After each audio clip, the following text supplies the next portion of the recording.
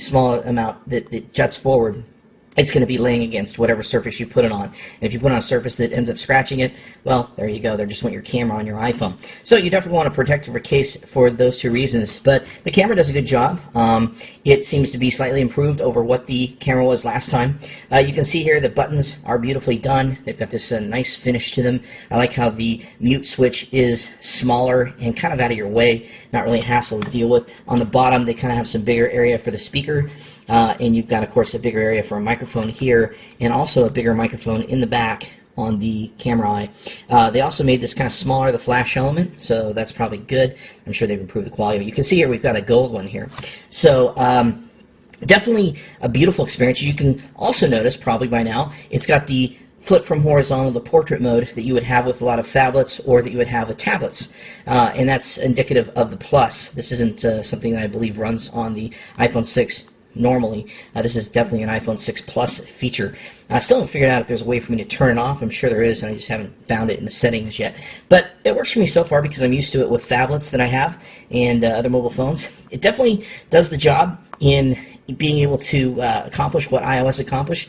A little disappointing in the speed. It doesn't seem like the A8 is that speedy. Of course, it's rendering a whole lot more 1080p, of course, bigger everything when it comes to screen, so definitely there's a whole lot more work that has to be done than you would have to in older iPhones.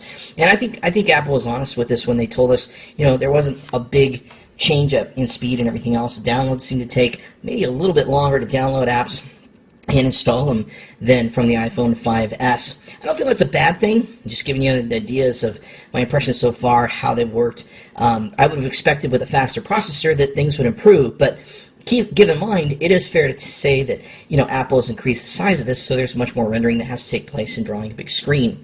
The camera does a good job. The video does a good job also. The video, one thing I've been impressed by is the shaking ability to keep from shaking on video, to get good video quality and anti-shake. So that does a really good job. Been impressed with that. Not a lot of shake on the video. So, good stuff. Smooth, quick experience. The iPhone 6 Plus comes with 16, 64, or 128 gigabytes of storage, while the OnePlus One comes in at 16 and 64 gigabyte flavors, and neither offer the option of expandable storage. Apple did finally introduce NFC with their device, even if it is limited to just the use of Apple Pay. But also worth noting is the return of the fingerprint scanner, and that is a convenient layer of extra security which can now be used by some third-party applications in iOS 8. These are features that don't make it onto the more Spartan OnePlus One. As we move into the cameras, we find that the iPhone 6 Plus keeps the 8-megapixel rear shooter from its predecessor, though it does come with a new sensor, an f2.2 aperture lens, faster autofocus, and optical image stabilization, which is not found in its smaller brethren. Video also gets a boost as well, especially with the ability to capture slow-motion video at 240 frames per second in 720p resolution. Indeed, the modes that are available in the iPhone 6 camera application might seem quite limited, but we have found that iPhone quality in terms of this picture has been pretty good in previous iterations, and we don't expect it to change in this one. On the other hand, we have the 13-megapixel Sony Exmor RS sensor of the OnePlus One combined with a 6-part lens construction with the f2.0 aperture, a dual LED flash, and a great software package that, in contrast to the iPhone 6 camera app, has a lot of different features which will allow for a great camera experience that is catered to the way that you want it to be. On the front, you get a 5-megapixel camera with a wide lens that enables an 80 degrees field of view, which is good for some selfie lovers out there. And finally, in software, we revisit iOS versus Android, but in the case of the OnePlus One, it is CyanogenMod 11S. It's basically a special release built specifically for the OnePlus One to take advantage of all of its hardware and features. You get a clean, minimalistic, stock-like experience, but get underneath the surface and you'll find a lot of customization options, not just with the device's theme engine and with its own store for the theme engine, but also for various types of gestures that are available and a lot of options to really cater the experience to what you want it to be, like Android should be.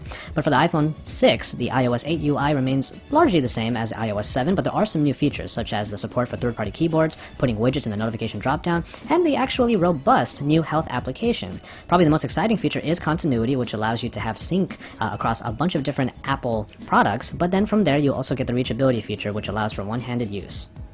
But here is the crux of this comparison, where price isn't usually a factor when it comes to flagship comparisons because they usually all fall around the same price range. That is not the case here, with the OnePlus One available at almost 1/3 of the cost of the iPhone 6 Plus. This is certainly worth noting for what could be considered a similar experience, at least in terms of size, display quality, and for the most part the different tasks that you would be able to do in either one of these phones. If you do find that the OnePlus One already caters to what it is that you need to do in your daily life, then its cost is probably going to be the trump card that lets you choose it over the iPhone 6 Plus. So keep it tuned to Android Authority for even even more coverage of the iPhone and iPhone 6 Plus as we take a look at the competition here, comparing them to Android flagships because we are your source for all things Android.